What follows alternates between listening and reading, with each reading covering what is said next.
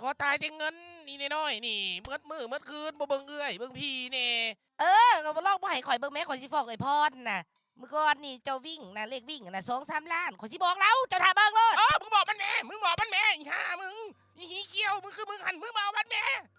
มึงเบิ่งหันบันใต้บันเหนือหัวดงเขาหูจักอีพรเบิดมึงเข้าใจบ่อีพรน่ะนะมันดังอยู่เพจบุ๊กเอาแท้เอาว่าคนเบิ่งมัน50,000 คนมึงหูบ่ว่าเดี๋ยวนี้มันมีแฟนแล้วได้ซื้อไอ้แม็กดวงเขาสมพงษ์กันคือหยังนี่เขาบอกเลขแล้วนี่นะถือกันเมดบ้านเมดเมืองเลยเดี๋ยวนี้นะ งวดก่อนที่ข่อยซื้อไป20,000บ่ถึกจักหน่อยเลยแม่เอ้ยทำบอ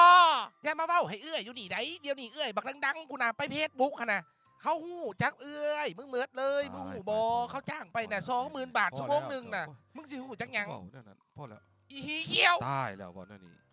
ไปๆขึ้นไปกินยาต้องส่ง เนาะ เอ้ยเป็นจังไดมาจังไดเนี่ย เฮ้ย บ่สู่ฟังบ่ดู พ่อเอ้ยอันเอ้ยพ่อนั่นน่ะเราก็งามก่อนเฮาก็เข้าใจอยู่เอ้ยพ่อเราดังเดี๋ยวนี้เราก็มีความฮักนำไอ้แม็กละเด้เอ้ยแม็กอันพ่อฮู้ล่ะว่าไอ้แม็กอันผัวเรา ก็ฮู้อยู่เขาก็สมกันตัวลูกมันเป็นจังได มื้อวานเนี่ยน่ะเราบอกเลขงวดหนึงหั่นถึกลูกถึกได้หั่นงวดก่อนนี่ลูกถึก3โตพ่อ3โตเลย อืม มื้อแรกนี่พอคอเด้อ2แก๊สคอหมูย่างพร้อมเอือบแซ่บๆมาให้พอเลยเด้อ อืมได้ตัวพอมื้อแรงนี่นะ โอ้ย ลูกสิเฮ็ดเจียวเพียแซ่บๆมาให้ มื้อแรกนี่ลุงพ่นทากินน้ำพออยู่เด้อ